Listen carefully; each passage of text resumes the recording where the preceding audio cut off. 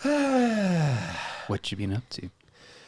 I have seriously put some focus and attention on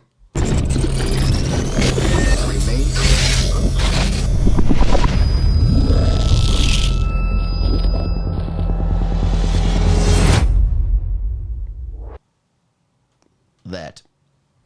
Cliffhanger of note. Totally right. Sure. Wow. So we had a nice little field trip, you and I, that we'll probably unpack and dive into a bit more as the other clips come out. No, 100%, man. And yeah, you got, as we mentioned, you got a haul of note. But yeah, I was going to say on that, before we even launch into our usual what's kept you busy and stuff, I think let's just do a quick rewind and re-reference to all of our viewers and fans out there, and those of you that have maybe caught the last video. We just want to draw your attention to our little friend over here, Mini Stanley from Minico. Over there. We'll try and get a quick little... yeah, sorry, I'm slow on this. Yeah, don't worry. Stanley Minico. As we said, folks, in our last video, Iron Studios, for at least in our world, it's a relatively new statue maker and manufacturer, and our good friends at Cosmic Comics have been kind enough to donate that little Stan Lee to us and to our podcast here, and we thought we'll share the love and give it away. So yeah, I don't know if you want to. If you haven't, we'll try and put a link up to the previous video where we speak more about it, and we'll also obviously just repost details on how to enter it. But if you want to stand a chance at winning this bad boy, make your way over to the Cosmic Comics Facebook page and hit like. Start sharing the love and the likes for them and their page. And we specifically want you to find the Stan Lee post on their page for that Minico Stan Lee figure. When you do, please just tag either Mark, myself, both of us, if you're feeling generous in that, just so we can get your name there. And that's the first stage of your entry into our competition. Part 2, we want you to find the Asylum pod page on Facebook, and if you haven't already, please just hit like there. And again, on any of our video posts or anything that we've shared there, just comment, tag Mark or myself, so we can get your name for the second time. And third and finally, again, guys, if you want the statue, it's a very cool little statue. You're going to have to work for it. Third and finally, make your way over to the Asylum Pod YouTube channel. Please subscribe, smash that button for us. Share the love, share it with your friends and family, even if it's just to get more entries into the draw. But subscribe to the channel, and then please just comment on any of the Stan Lee posts, any of the videos that have us referencing this guy, that would be this one and any of the previous ones. Again, so we can get your name for the third time, pop you into our draw, and we'll take it from there. And if you want more than one entry, then comment on more than one of the videos with Stan Lee. Get in there, man. Yeah, so I think that's the housework, that's the admin. Yeah, 100%. And we will just, as I said, post a step-by-step post on all the details we might have missed, because we are winging this as we always do. So first time we've done this, so bear with us. But bear with us to win yourself a Stan Lee Minico. Okay, nice. So on that note, post-cosmic visits and shopping sprees and stuff, what else have you gotten up to this week? But as usual, it's been work and stuff, and it's been quiet with the industry. But again, it is what it is. I don't want to whine on too much about COVID and all its beautiful effects and all that. So, although on that realm, though, South Africa, we've climbed the charts quite hectically. 100%, I think we're sitting number 5 in the world. Yeah, and it seems like I saw some graph where we're almost neck and neck relative to numbers to the US, which is... Oh, okay. Sure. I might be wrong on that, but it seems like we're getting there. But it's again, there's such mixed news, because they say apparently Western Cape now seems as though it might have reached its peak, because its numbers are slowly declining. They don't know that for a fact yet, but there are signs of it declining, which... Maybe it's wave 1 peak, I don't know. Yeah, we hope. Yeah. Maybe they're just out of tests. But I mean, you chatted to me off camera about how it's affecting you in work. I mean, you want to chat more on that? Yeah, man, it certainly has. We've had a couple folks at my office that have either got it in the last couple weeks, or family members of theirs that have got it. It really hit home. Some of my clients have got it, and they've had to go into isolation. And yeah, just some folks also pretty close to home passing away from it. So Jeez. yeah, guys that I work with, their family, their loved ones. Yeah, I think it is a different story, when you hear about this big disease pandemic from a distance, and there's hundreds of thousands of people that have got it, but the minute it starts hitting home and there's people I think that's kind of when, and I think that is starting to really only sink in now for some people in our peak. I think so. Yeah, 100%. Because everyone at least knows someone that's caught it in some way or another. Yeah, 100%. And again, even when it was feedback on clients of mine that were testing positive, or their colleagues were testing positive and they were having to go into isolation, it's in your world, but it doesn't really hit home. But when it was like literally guys that I'm every day in the office with, and either them or their loved ones affected by it, passing away from it, then it's like, wow, okay, this is getting real. So on the back of that, kudos to my boss and the company. They've said, guys, let's not tempt fate. Let's try be a bit more proactive with things. So I think you could call it a little bit more of self-imposed isolation at times. So we're trying to isolate where we can, but also trying to alleviate the psychological sides, like the cabin pressure sides of things. So isolate for a bit, and then certain groups of us will come back to the office for a bit, just to have the human touch again, the human interaction. And then once that's there, isolate again for a little stint. So we're literally trying to do like in, out, and find the balance, I guess you could say, just to keep sanity and caution at the same time. So interesting times. Yeah, I've been fairly lucky. I mentioned to you multiple times, I work in a studio and I'm fairly isolated, but I'm also in a building that has multiple small businesses, and there's one new company moving in that are taking up a lot of offices. So that like automatic sort of isolation freedom I had I might have to like just be more cautious about it now. Sure.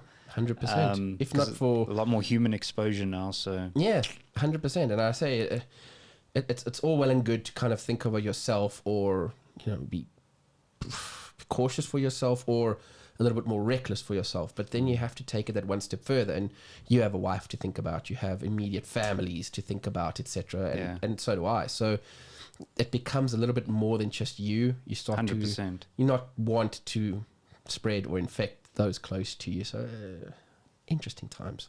Yeah, no, definitely, man. Yeah. Anything else? I know you guys have been gaming a lot, you and Kira. Yeah, dude. So funny enough, like we haven't actually watched that much series and stuff.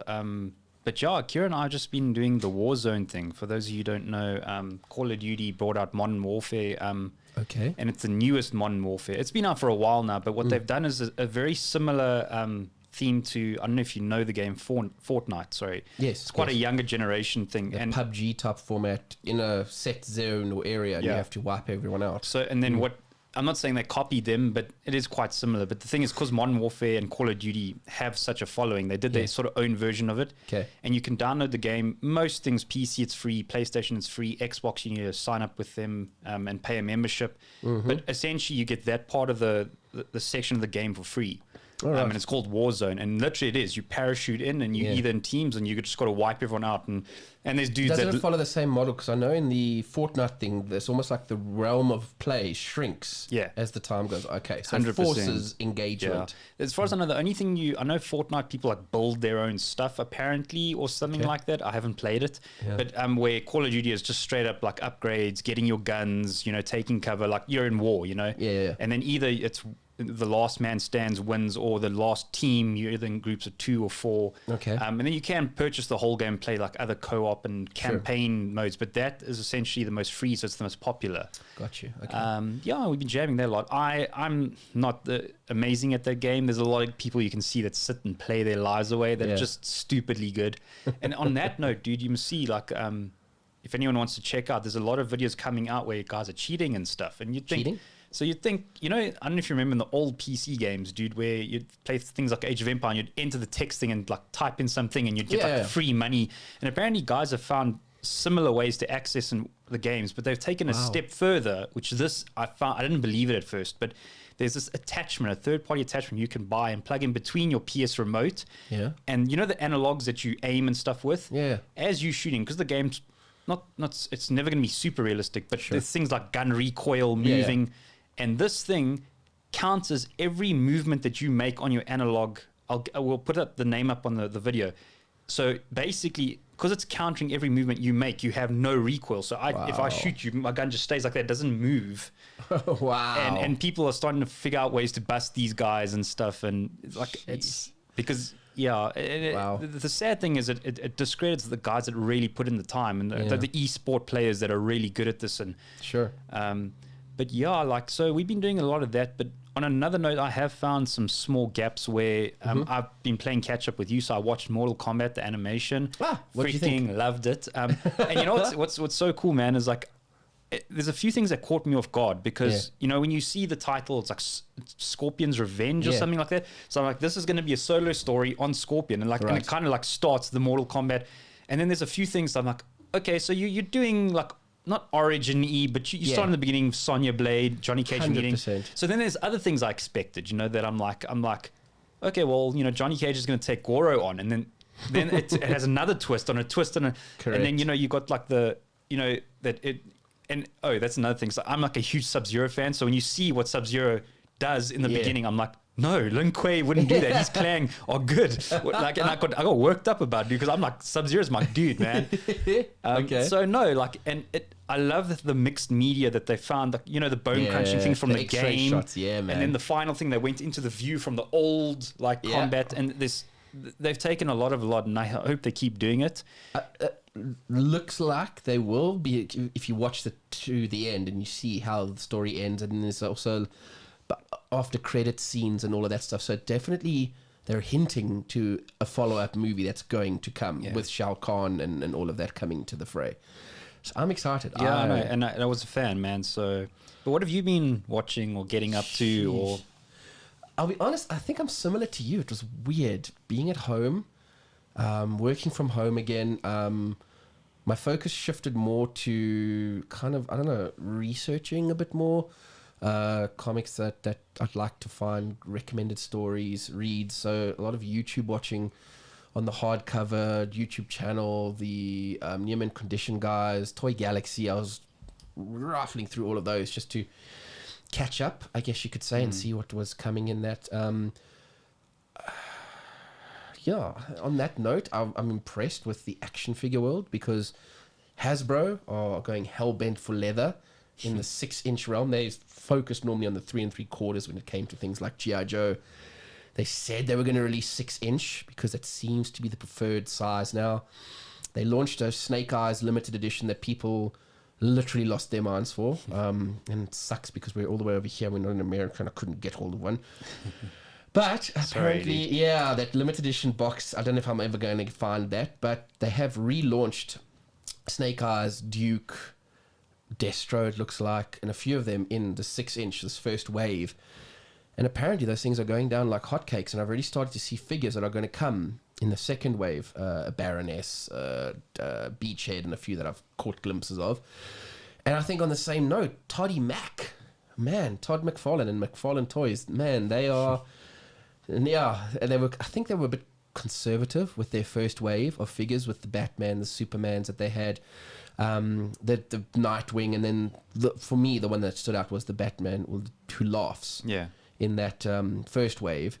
And it looks like he's just taken it to the next level, man. The second wave is you did share that on our Facebook page as far as I remember. And I saw some of them, and I'm not much of a figure guy, but even I was like, wait, what? And they look amazing. Yeah. I mean, one thing McFarlane Toys has always done well was detail, and now he said he's sacrificing on detail for points of articulation, kind of following the Hasbro model because that's what people want.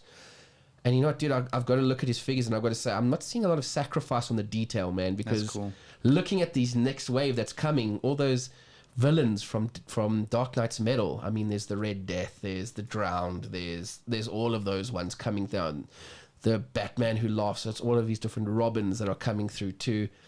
They just look unbelievable. You know, he's just ticking all the boxes. And I've got to say again, kudos to Todd McFarlane. Shout out to him. Hashtag whatever you want. He said from the start in a lot of these interviews I've seen him do online, when he's asked about it, when he's asked about why and the hows, etc., he keeps coming back to tell me what you want. I'm doing this for the fans. Yeah. I'm engaged with my fans. He does a lot of time spent either at conventions or just online with his fans, and he really seems to take the commentary and feedback to heart and roll with it. So I think that, for me, the obvious thing was guys were saying we'd love to see this line of action figures, and he's gone, cool, I've got the license, we're going to do them. There you go. Here you go, metal, done. I've seen 1 or 2 Arkham figures that he's done too. The Batman from the Arkham games, as well as the Deathstroke that he's got.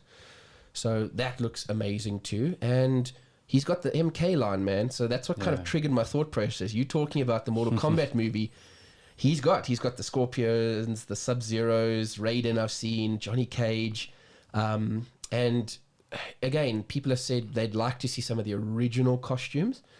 And he's going, keep telling me that. You know, if there's enough of you saying you want original costumes, I'll do a line of original costumes. But right now, he's bringing them out as they are in the game. So whatever they look like in the game currently, that's what he's bringing them out as. And yeah, his latest addition there is he's also done a Spawn. Apparently Spawn's one of the mods that you get for Mortal Kombat. Yeah. So he's got that Spawn, man, with a sword or an axe or whatever.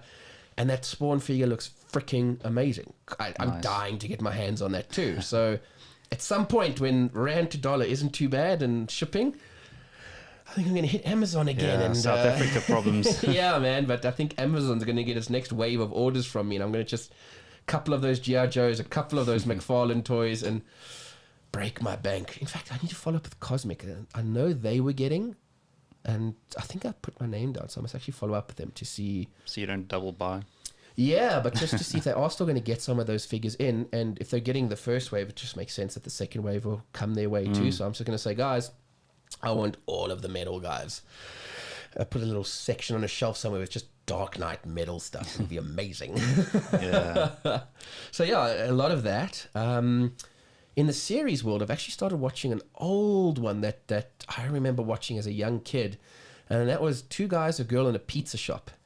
And I know I mentioned it to you, and you were I like, had no idea what you're talking about, so sorry. For those out there that have ever watched the show, please comment or tag, because it's legendary. And the reason I say that is it was actually the first bit of proper work that Ryan Reynolds did. Oh, wow, okay. He plays a character in there called Michael Bergen, and they all just refer to him as Berg. And dude, when you see him, he's young, man. Man, he's young. He can't be older than 19, 20, somewhere around there. Wow. Yeah, and the show went on for 4 seasons.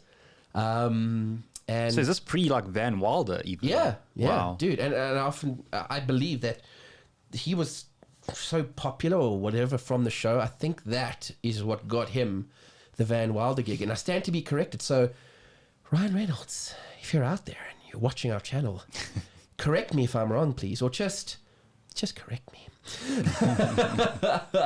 Dude, he's brilliant. And this first season, it was one of those ones where I think season 1 is a bit shorter than the others on episodes. I think there's 12 or 13 episodes in season 1. And then season 2, 3, and 4 were 22 to 24 episodes in that sort of band. And I love season 1, man. There's 1 or 2 episodes where in the one, there's this other character, his roommate, Pete. And they're fighting over something, and he does like his own Christopher Walken impression. And for me, like in there, Pete's going, I'm just not hearing it. It doesn't sound right.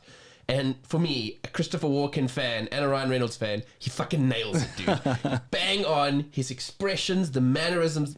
No, it's not right. The way he just pulls it through, he bang on. He's Christopher Walken, dude. Give me the phone, Pete. I mean, you're my boy. I don't want to hurt you, you know? It's good, but you're being crazy. And then in another episode in that season, he hallucinates on something. So to kind of give you context, they're both students. He's kind of trying to make his way through med school. They both work at this pizza shop to pay the bills and that. Okay. But on the side, he does all of those weird lab test experiments. So he signs up for them. They pay him a couple $100, and then he tests these weird products. And the one, he starts hallucinating from this product, and he thinks he's Kirk in Star Trek. And dude, even there, the way, the mannerisms, the voice, he nails it. He is spot on a young William Shatner. It's epic. And as the show goes on, yeah, they bring in these other characters and everything. And then I think it's season 2, I stand to be corrected, or towards the end of it, Nathan Fillion, who did Firefly, who did Castle, who was the voice of the Green Lantern in the animated for so long. Nathan Fillion, man, he's in that show too. It's also, I think, that guy's been around. Hey, he's totally. like Yeah, man, and he's amazing in that show too. You know, he's not the Nathan Fillion that you know now, but you can see, man, he's got presence. He's awesome. He's funny. He's playing off a lot of them. I think it's difficult to you see it early on. Reynolds is, whenever there's humorous things to be done, he's the funny guy, and I often say that he's got this unique brand of what I like to call reactive comedy. So he plays off you. What you say or do and how he reacts to you is hysterically funny. He does that very, very well. And you can see it happening over there. So everyone, I think especially towards the end of the show, it's all pretty clear that, okay, even in the first season, there's this one warped old guy who hangs around the pizza shop. And his whole life, every episode, he tells people these stories that are from his life. But as he goes on, you realize that he's just recounting scenes from movies. It's like he's so far gone that he believes certain scenes in movies that he's watched, that's his life. Okay, gotcha. He is hysterical. I honestly say in the first season, he's probably funnier than Reynolds. This old guy. Brilliant. But as the show goes on, yeah, you can see like Reynolds sort of takes the show. And obviously went on Van Wilder and all the others. And then to his credit, Nathan Fillion, yeah, he also went on and did Firefly and all those other great things and became like entrenched in the geek community. Yeah. And the other people in the show, I actually saw last night. I was watching an episode of NCIS, and I saw the guy who played Pete. He was a random fringe character in NCIS. So it's like, yeah, dude, it's funny you say that. Is it Tara Reid and Van Wilder? Like, she just disappeared off the face of the earth. Like, she lost the plot though, dude. Yeah, if you watch, apparently like became like a party animal, and just lost herself in, I dare say, drugs, alcohol, parties, etc. I mean, they show you like images of her from Van Wilder and how good she looked, and then you see images of her later on, and the Hollywood party lifestyle didn't agree with her in the end. Yeah, I don't want to judge, man. That might just be her in her worst moments, but she did just disappear off the map. Totally, yeah, 100%. It's funny how that happens, because even the guy in there who plays Taj, Cal Penn, he's done a few things since then. He did White Castle. Harold and Kumar go to White Castle. And he's done a few stints on various TV shows. He was on House for a few seasons as well. So it's interesting how some guys find a path and keep the work coming, and others... If I'm not mistaken, he's even in How I Met Your Mother for a little bit. Yeah, 100% dated Robin. Yeah, spot on, man. So again, some guys manage to find roles and keep things coming, and then others, like Atara, just there one day, gone the next. It's like weird. Yeah. So, if you liked what Mark and I were talking about here, or just like our content in general, please like, subscribe, and hit the bell notification for more videos. And yeah, do us a favor and find us on the social media platforms like Facebook and Instagram. See you in the next video.